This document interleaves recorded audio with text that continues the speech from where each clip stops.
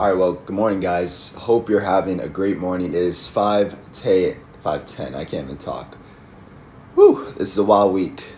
Some crazy things happened on X. I'm not sure if you're aware, but I'll share that with you in a second with someone that makes Mullen content, which is very confusing to me why this is going on. Interesting times we're living in, right? Before I get into today's information, though, don't forget to grab your coffee. Here's mine. Subscribe if you're not subscribed yet. I make a lot of Mullen content. Make a lot of PayPal, Tesla, a lot of other companies, Palantir. I make a lot of content teaching you how to trade very easily using some simple indicators. So if you're into that kind of stuff, hit the subscribe button. Like this video. I would always appreciate that so we can push that to more people. I'm going to be going over the latest news. Mullen actually dropped today, December 8th, which is surprising. We got news on a Friday. But it was floating around X for a while, so let's break that down and talk about it. But first, let's talk about this because this is a big deal. So Financial Journey posted this on X yesterday. Just wanted to give a heads up. Pursuant to a cease and desist I received from Mullen, I will not be covering them in a foreseeable future.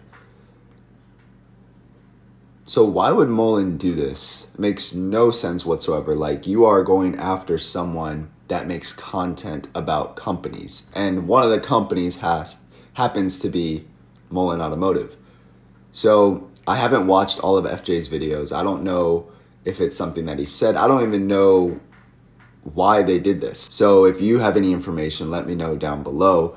But again, this is just kind of frustrating. I can only imagine the frustration FJ's feeling right now because this doesn't make any sense. From the outside looking in, it just looks like he's a guy that makes content about a company like most people do on YouTube. So I don't think this is right whatsoever. So Mullen provides securities litigation update. Mullen files new spoofing complaint against several broker dealers alleging in a 2-year scheme to manipulate company securities. So before I get into this, I'll share something that Mark Basil also posted on X. It'll kind of bring some light and understanding on what this is all about. But basically, they're saying bye-bye to the old case with the naked short selling. They're letting that one go with TD Ameritrade, Fidelity, Charles Schwab, those 3 companies we were talking about. And they're going all in on this case now, which could take a lot longer. So they're stringing us along, it seems like. And this is why. The company believes that the spoofing litigation has exponentially greater potential to recover damages based on the nature of the claims and the duration of the 2-year period when the spoofing is alleged to have occurred. Let's go to Mark Basil real quick.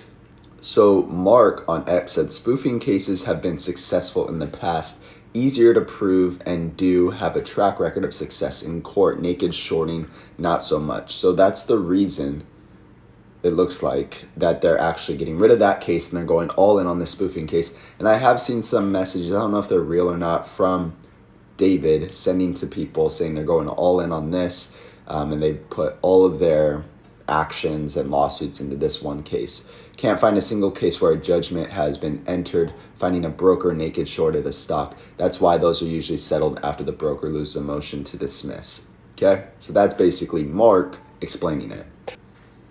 In connection with the decision to file the spoofing complaint, here you go. The company has voluntarily dismissed the lawsuit originally filed on August 29, 2023. So this is a lawsuit we were all waiting on in the United States District Court for the Southern District of New York against certain broker dealers, alleging a scheme to manipulate the share price of the company's securities, focusing on short selling claims. That case covered a limited period of 3 months and did not provide the company with sufficient opportunities to justify the cost that would be incurred.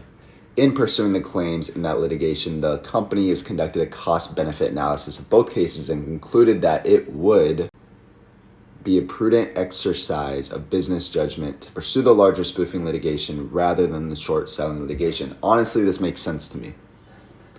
And I'm not a lawyer, but I did watch Suits. If anyone's watched Suits, you got to watch Suits. It's on Netflix or something like that. It makes sense to me. It costs a lot of money with lawyers, lawsuits, all that kind of stuff. They literally talk about it in the show. Like, they've had to drop cases sometimes because it costs way too much money. It wasn't a benefit on either end. And then in the show also, they go after even bigger cases and then they win those cases. So this is reminding me of the show Suits. If you're holding Mullen stock, I would definitely watch that show. So spoofing is a big deal. Basically, I made a video about it the other day. And it's been messing with people. It's been messing with people's buy orders, their sell orders. They're putting up these fake sell and these fake buy orders. I explained in a video, go watch it. It's like, I think it was 2 days ago, basically, with Mark Basil.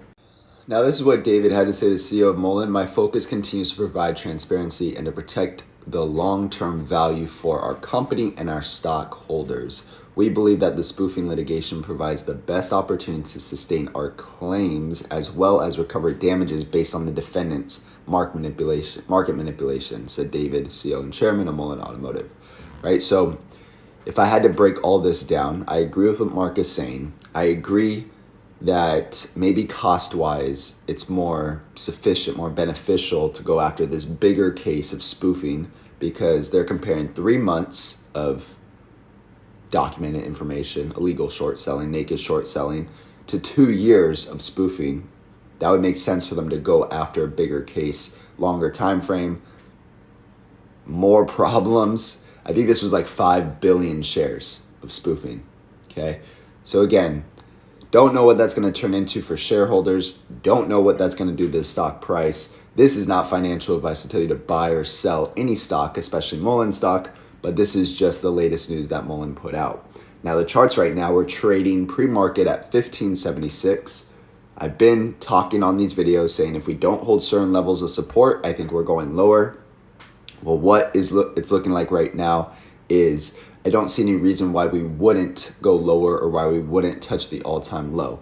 Now, I don't know. It's just what it has done before. I could be completely wrong, and I hope I'm wrong. I hope we start to move up. But as of right now, I'm not buying any more Mullen. I am holding, and I do plan to trade in and out of it on the next runs, more looking at the 4-hour time frame. I've been going over that a lot with the Patreon. Especially the gold tier, my Patreon. We do Zooms once a month and we really break down these charts. So again, if you guys want to support the channel, if you want to join the Patreon, you can join over 150 members. Check out the links down below. The Discord, just to get in the community, is $5 a month. That's like 10 cents a day and it's a great time. A lot of people actually throw out other trades in there as well, which is pretty helpful. Fast trades, they swing high, they swing low, so you got to be careful. Do your own research. Until next time, guys, have a great day. Grab your coffee. Have a fantastic Friday, and we'll see you on the next one.